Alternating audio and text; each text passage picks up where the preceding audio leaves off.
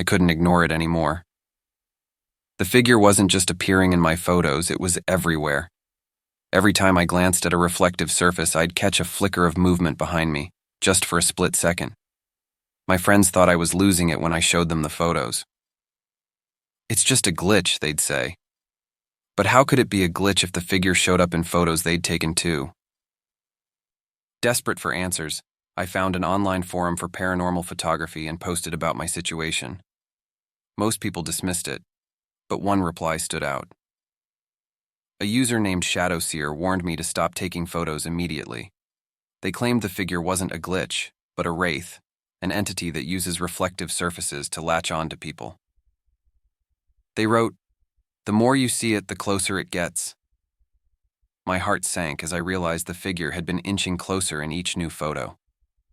That night, I sat alone in my apartment, the blinds drawn and every mirror covered. I wasn't taking any chances.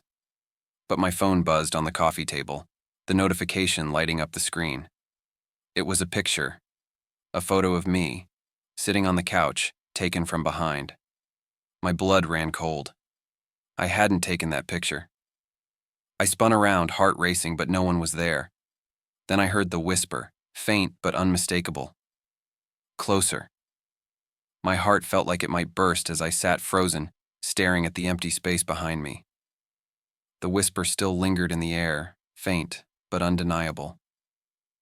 I wanted to convince myself I'd imagined it, that the photo on my phone was some kind of sick joke. But how could I explain it? There was no one else in the apartment, no one who could have taken that picture. I grabbed my phone and opened the gallery, my fingers trembling. The photo was still there, me sitting stiffly on the couch, the faint outline of the figure standing just behind me. Its face was a blur, but I could feel its presence in the image, a darkness that seemed to spill out of the frame and into the room around me. My stomach churned as I hit delete, hoping that erasing it would somehow make this nightmare go away. It didn't. I spent the rest of the night jumping at every sound. I kept the lights on, pacing the apartment, double-checking the locks on the doors and windows. I couldn't shake the feeling that I was being watched even when I was alone. The air in the apartment felt heavy, suffocating, as though something unseen was pressing down on me. When morning finally came, I didn't feel any relief. I was exhausted, but I couldn't stop myself from searching for answers. I scoured the internet, looking for anything that might explain what was happening. Most of what I found was useless. Threads about photo glitches, ghost stories, and people who were clearly trolling. But then I found the reply from Shadowseer. "The more you see it, the closer it gets." The words sent a shiver down my spine. I scrolled through the rest of the thread, desperate for more information. Shadowseer had posted warnings to others, claiming the figure wasn't a person, but a wraith, a malevolent spirit that used reflections to attach itself to people. According to them, the wraith fed on fear, growing stronger the closer it got. My heart sank as I realized the figure had been inching closer in every photo I'd taken. I slammed my laptop shut, my pulse racing. It couldn't be real. It was just a story, an urban legend meant to scare people. But deep down, I knew better. The figure wasn't a glitch, and it wasn't going to leave me alone. That night I sat in the apartment, blinds drawn and mirrors covered. I thought if I avoided reflections, I'd be safe. But the oppressive weight in the air was still there, pressing against my chest. My phone buzzed on the coffee table and I froze. Slowly I picked it up, dread pooling in my stomach as I unlocked the screen. It was another photo of me, taken from behind. The figure was closer now, its blurred face turned toward me. The room felt colder as I stared at the photo, my breathing shallow and erratic. My hands shook as I deleted the picture, but the pit in my stomach didn't go away. No matter how many photos I erased, the figure always came back, closer, clearer. My apartment didn't feel like my home anymore. It felt like a trap. I decided I needed help. I couldn't do this alone, and no amount of online research was going to save me. I contacted a local paranormal expert, someone I'd found in a late-night panic while scrolling through obscure forums. Her name was Mrs. Winters, and her website promised answers for those plagued by unseen forces. I wasn't sure if I believed in any of it, but I had no other options. When I arrived at her office, a cramped space filled with dusty books and strange trinkets, Mrs. Winters didn't seem surprised by my story. She listened patiently as I described the figure in the photos, the whispers, the feeling of being watched. When I showed her the latest picture, her expression darkened. "This is a wraith," she said, her voice calm but firm. "It's a spirit drawn to your energy. It uses photos and reflections as gateways to get closer to you. And once it's close enough..." She trailed off, her lips pressing into a thin line. "What happens then?" I asked, my throat dry. "It replaces you," she said. "Takes your place. Leaves you trapped in its world, while it lives in yours." Her words sent a chill through me. "How do I stop it?" I asked. Mrs. Winters hesitated. "You need to sever its connection. Destroy the object it's using to reach you, your camera or your phone, and avoid all reflective surfaces for at least 24 hours. If you fail, it will take you." The thought of smashing my phone felt like cutting off my last connection to the outside world, but I didn't hesitate. That night, I went home and did exactly what she told me. I smashed the camera and tossed the pieces into the trash, feeling a small sense of relief as I watched the lens shatter. For the first time in days, the air felt lighter, but the relief didn't last. My phone buzzed again, a single notification lighting up the screen. I picked it up with trembling hands, dread washing over me as I opened the message. It was another photo. This time, the figure wasn't behind me. It was standing next to me, and its face wasn't blurry anymore. It was mine. I stared at the photo, my mind refusing to accept what I was seeing. The figure, my face, was smiling. But it wasn't the kind of smile I would ever wear. It was twisted, wrong, filled with malice. My chest tightened, and the phone slipped from my hand, landing face down on the floor. The air in the room grew cold, colder than before.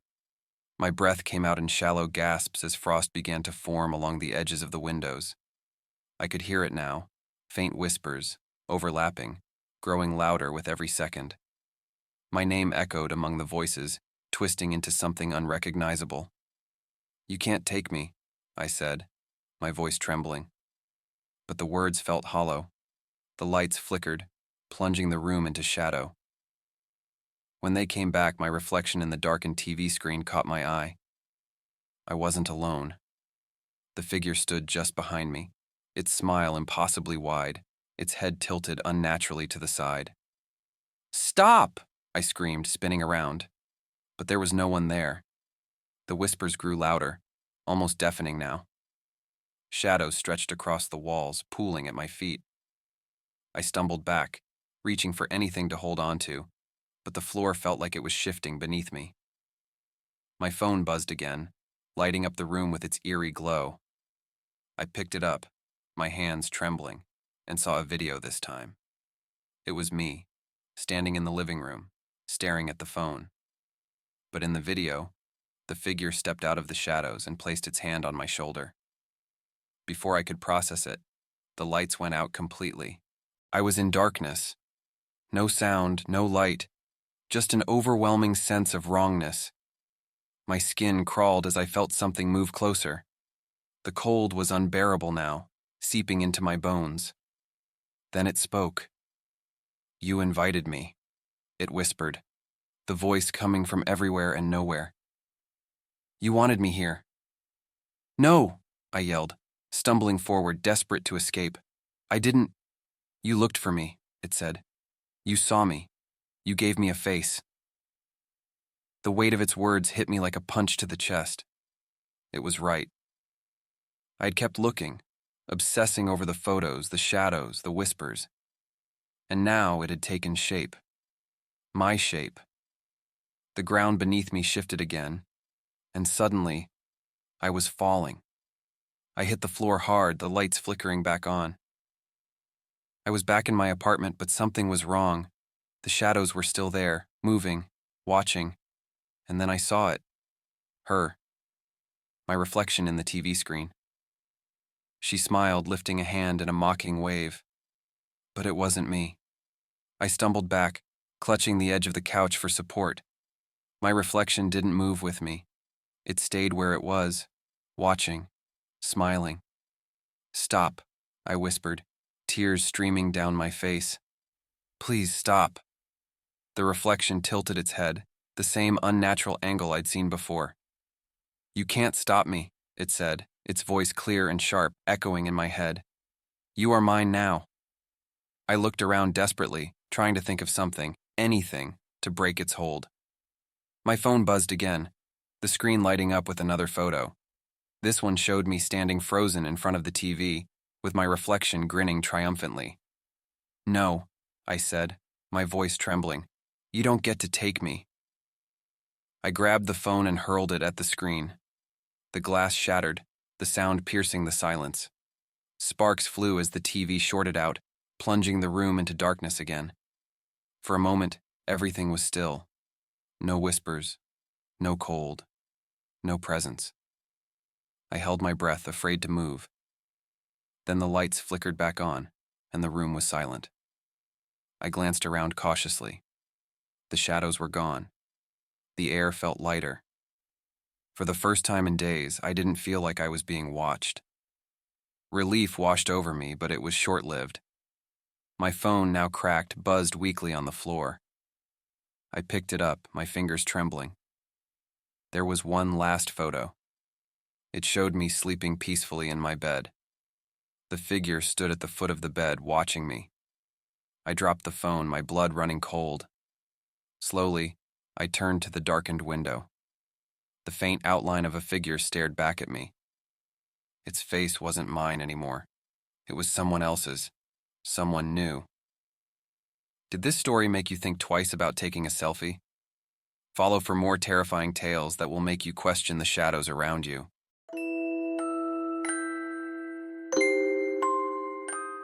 It started the first night.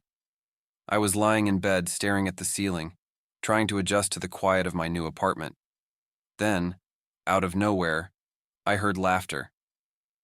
At first, I thought it was coming from a neighbor, a late-night show maybe. But it didn't fade or stop.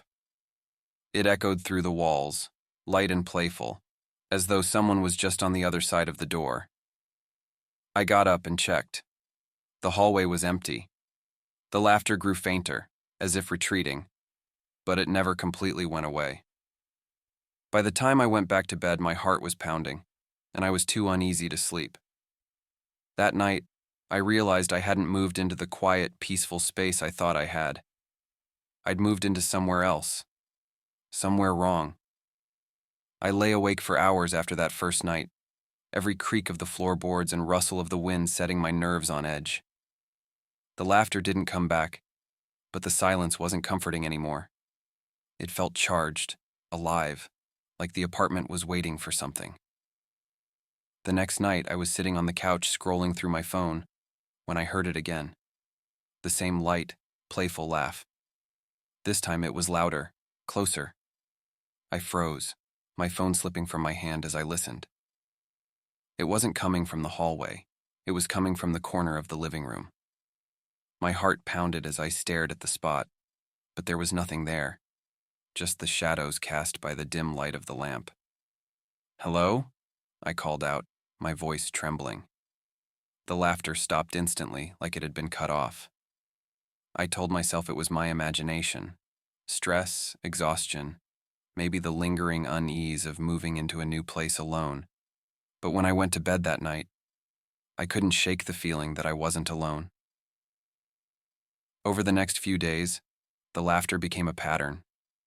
Always at night, always when I was least expecting it. Sometimes it was faint, like it was coming from the walls or the floor. Other times it was loud and sharp, echoing through the apartment. It seemed to move, first the kitchen, then the hallway, then right outside my bedroom door. I started leaving the lights on at night, hoping it would make the apartment feel less oppressive. It didn't help. One night, as I lay in bed, the laughter came again. softer this time, almost like a whisper. It wasn't playful anymore. It was mocking. "Who's there?" I shouted, my voice breaking. My heart raced as I sat up, staring at the door. The laughter didn't stop. It grew louder, sharper, until it sounded like it was coming from all around me. When I finally worked up the courage to check the apartment, it was empty. No one was there. But on the kitchen counter, a glass had tipped over and shattered. I didn't sleep that night. The next day, I asked my neighbors if they'd heard anything strange. Most of them shrugged it off. One woman said the building had thin walls. An older man, though, gave me a long, uncomfortable look. "You're in 4C, right?" he asked.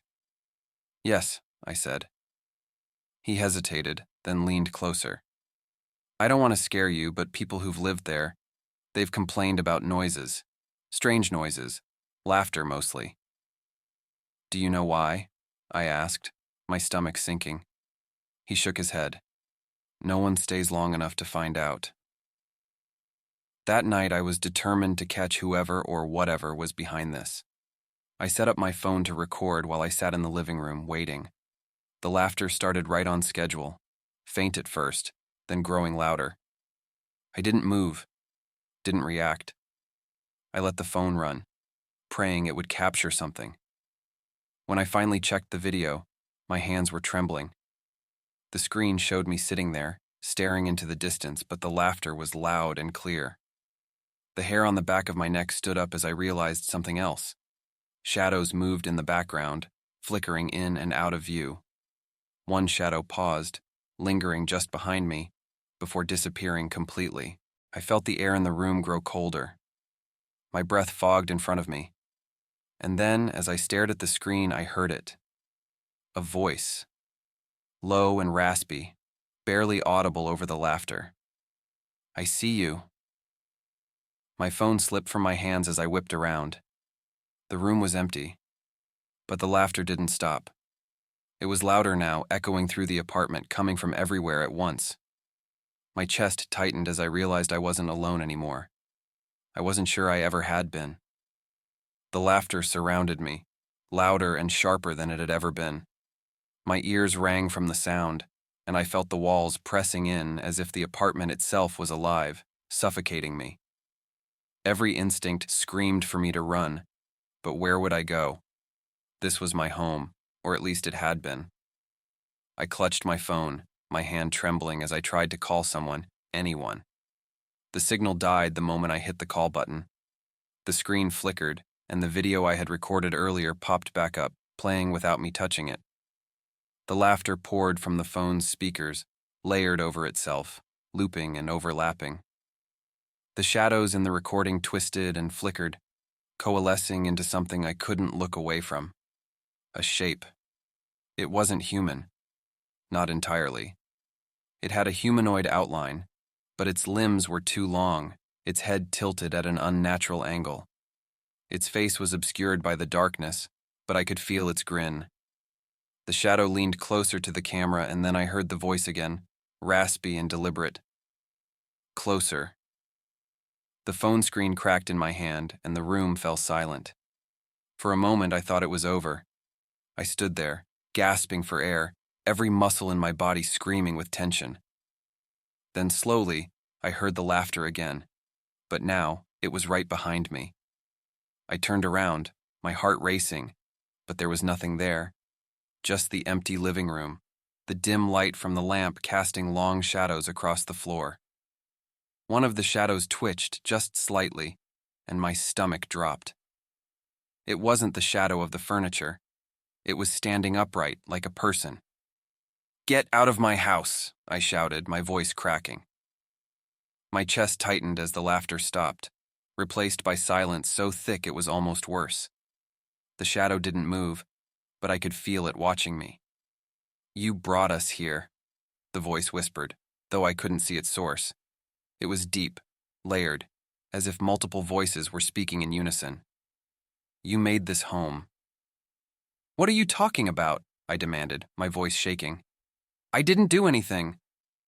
The air grew colder, so cold my breath fogged in front of me. The shadow began to move, gliding toward me, its form rippling like smoke. My legs refused to cooperate, and I stumbled backward, tripping over the coffee table and landing hard on the floor. "You built us," it said. The laughter returned, louder and sharper, as if mocking me. "Your fears, your regrets, your loneliness. We are all of it." I scrambled to my feet, my heart pounding so hard it felt like it might burst. "No," I whispered. "You're not real. This isn't real." "Real enough," it hissed. The shadow lunged forward, and suddenly, I was engulfed in darkness. The laughter was deafening now, wrapping around me like a physical force, pressing into my ears, my chest, my mind. Memories flashed before me. Arguments, heartbreak, every moment of pain and doubt I'd tried to bury since moving here. The laughter twisted around each memory, warping them, turning them into something cruel and unbearable. "No!" I screamed, clawing at the darkness. "This is my life. You don't get to take it." The shadows recoiled slightly, as if my defiance had shaken them. But they didn't retreat. Instead, they pressed in harder, their weight crushing me. "You have no life," the voice said, almost pitying. "We are your life." Something snapped inside me, a desperate resolve I didn't know I had. I couldn't let it win. If it fed on fear and pain, then I had to fight it with the opposite. I searched my mind, clawing through the memories it tried to distort, until I found one pure, untarnished moment. The sound of laughter. Real laughter. My laughter. It wasn't the mocking, sinister sound that haunted me now. It was genuine. A memory of sitting with my best friend years ago, laughing so hard we couldn't breathe, tears streaming down our faces. The memory was warm, bright, untouchable. I clung to it with everything I had, holding it like a shield. "This is mine," I said, my voice steady now. The shadows hissed, recoiling further. "You can't take it."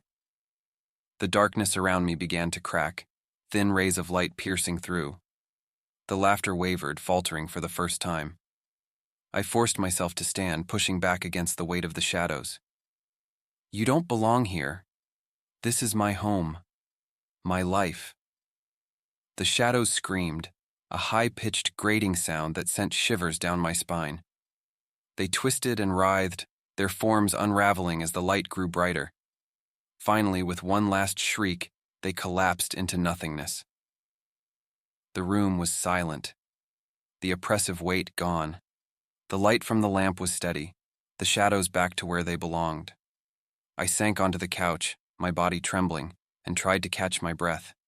It felt like hours before I could move again. I stood up and walked through the apartment, checking every room, every corner. There was no sign of the shadows, no sound of laughter. For the first time in weeks, I felt alone in the best way possible. The next day, I packed my things. I couldn't stay here, not after what had happened. As much as I wanted to believe it was over, I couldn't shake the feeling that something had been left behind. Small creaks in the floorboards made me jump, and the faint hum of the fridge sent a chill down my spine. As I packed the last box, I found something I hadn't noticed before. An old photograph tucked into a crack in the floorboards. It was faded, but I could make out two people in it, a man and a woman, standing in what looked like my apartment. They were laughing. I stared at the photo, a pit forming in my stomach. I didn't recognize the people, but the laughter in their faces seemed familiar. Too familiar.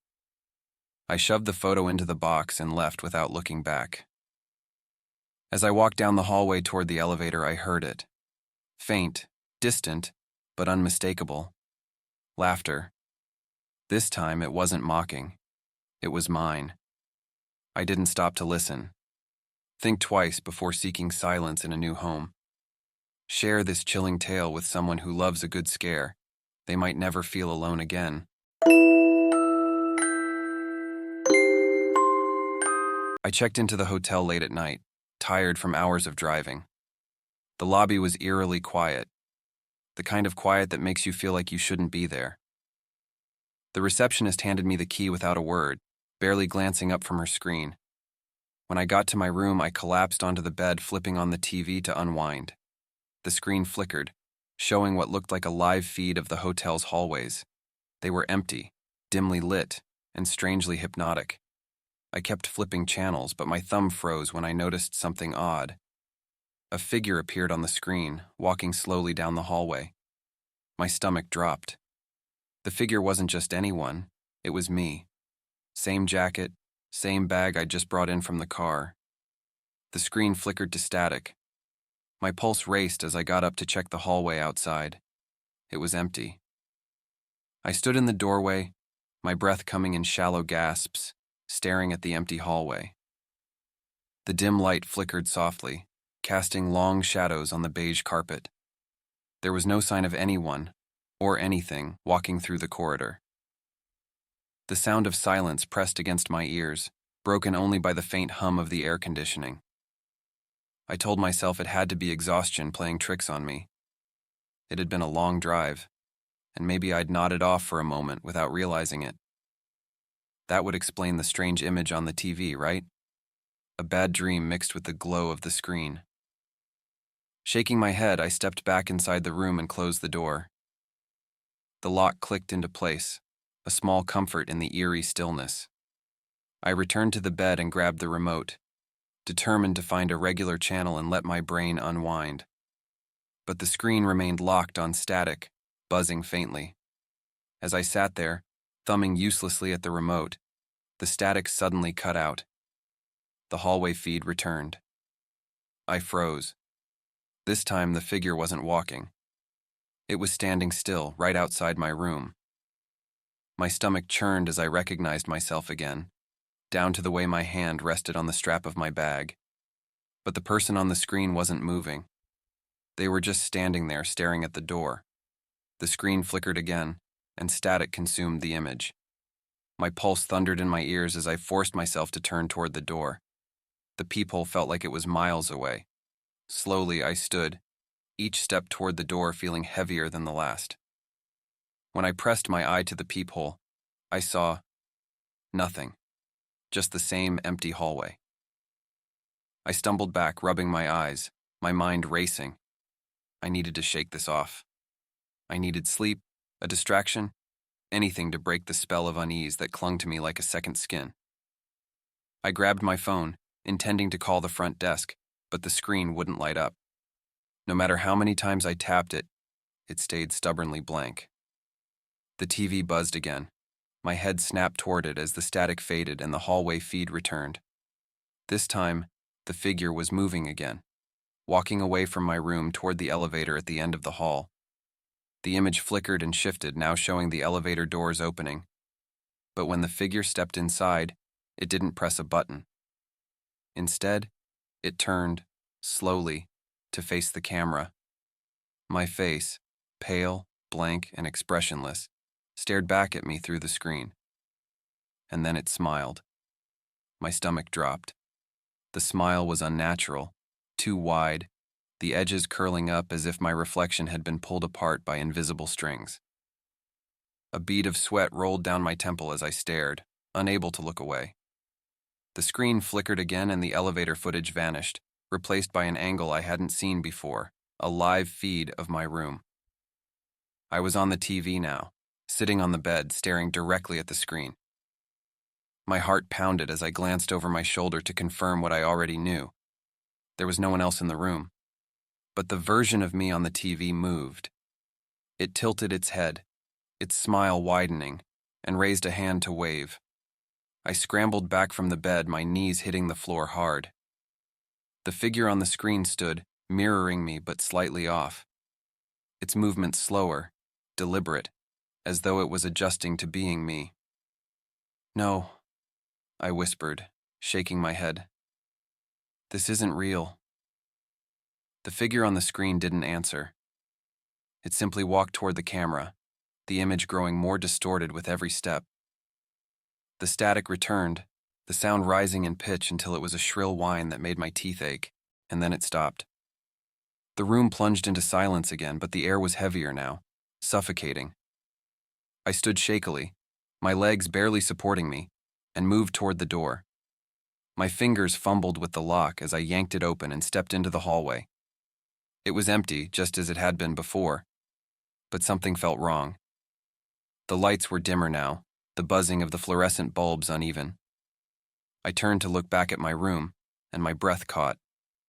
The number on the door was wrong. It wasn't my room number anymore. It was a blank, featureless plaque. "No," I muttered, backing away. I turned and began walking down the hallway, my footsteps quick and unsteady. I just needed to get to the front desk, to find someone, anyone who could explain what was happening. The elevator at the end of the hall came into view.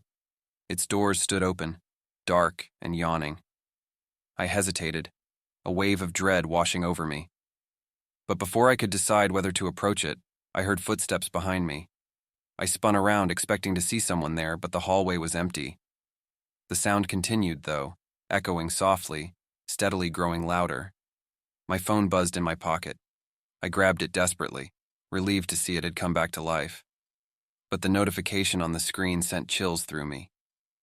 "You're not alone." I dropped the phone, my eyes darting around the hallway.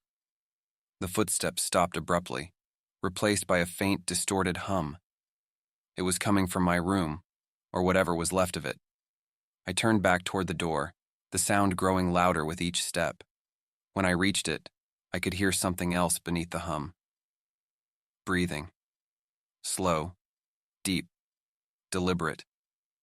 And then the doorknob turned. I froze, my back pressed against the hallway wall as the doorknob slowly twisted. The door creaked open, inch by inch, and cold air spilled into the hallway, prickling my skin. My legs begged me to run, but my body wouldn't move. Instead, I stared, paralyzed as the door swung fully open, revealing nothing but darkness. The hum grew louder, pulsating like a heartbeat. Then, from the shadows, I saw it. A faint silhouette. My heart stopped. It wasn't just anyone standing there, it was me. The same clothes, the same face, the same terrified expression, but distorted, as if I'd been stretched and smeared by static. The figure stepped into the hallway, its movements jerky and unnatural, like a marionette being yanked by invisible strings. Its head tilted to one side, its blank eyes fixed on me. The hum shifted into a deep, guttural laugh. My distorted double raised its hand, just like in the TV footage, and pointed directly at me. "No," I whispered, shaking my head. "This isn't real. You're not real." The laughter stopped. Its head snapped upright, and for a moment, everything was silent. Then, in a voice that wasn't mine but sounded eerily close, it spoke. "Who says I'm not?" I stumbled back, my breath coming in shallow gasps. I turned and bolted down the hallway, my footsteps echoing in the oppressive silence. The air seemed heavier with every step, like I was wading through water. The elevator doors were still open at the end of the hall, dark and inviting. I had no other choice. I ran into the elevator and slammed the button for the lobby. The doors creaked shut, and I exhaled shakily, my body trembling. But as the elevator began to descend, the hum returned, growing louder. I glanced at the reflective panel above the buttons and froze. It wasn't my reflection staring back at me. It was the other me. Its eyes were sunken and hollow, its smile too wide. Slowly it pressed its hand against the glass, as if it was trying to break through. My breaths came faster, panic rising in my chest as the elevator jolted to a stop. The doors slid open, not to the lobby, but to another hallway. It was identical to the one I had just left, except this time, the lights flickered erratically, casting long, twitching shadows. I stepped out cautiously, the elevator doors closing behind me with a final, ominous clang. The hallway stretched endlessly in both directions, the hum and static filling the air. From the corner of my eye, I saw movement. My double was there again, standing at the far end of the hallway, its head tilted and its expression unreadable. It took a step toward me, then another, its movements unnaturally quick. I ran, throwing open doors as I passed, but each room was empty, dark and featureless, with TVs flickering static. The footsteps behind me grew louder, closing the distance. Finally, I burst into a room at the end of the hall, slamming the door shut and locking it. My chest heaved as I backed away, my eyes darting around the room. It was identical to my original room. The bed, the furniture, even my bag sitting on the chair. It was all there. And then the TV turned on. The screen buzzed to life, showing the hallway outside the door. My double stood there, its face pressed against the camera, staring directly at me. The image flickered and shifted, cutting to the interior of the room. The footage now showed me. I was standing in the middle of the room, my back turned to the screen. I spun around, my heart racing, but there was no one else there. Yet on the TV, my doppelganger walked toward the screen, its head tilted at the same unnatural angle. "No," I whispered, backing away. "This isn't real." The TV flickered again, and the doppelganger's voice echoed through the room, distorted and layered. "It is now." The hum filled the air, deafening and suffocating. The room began to distort, the walls bending and warping like waves.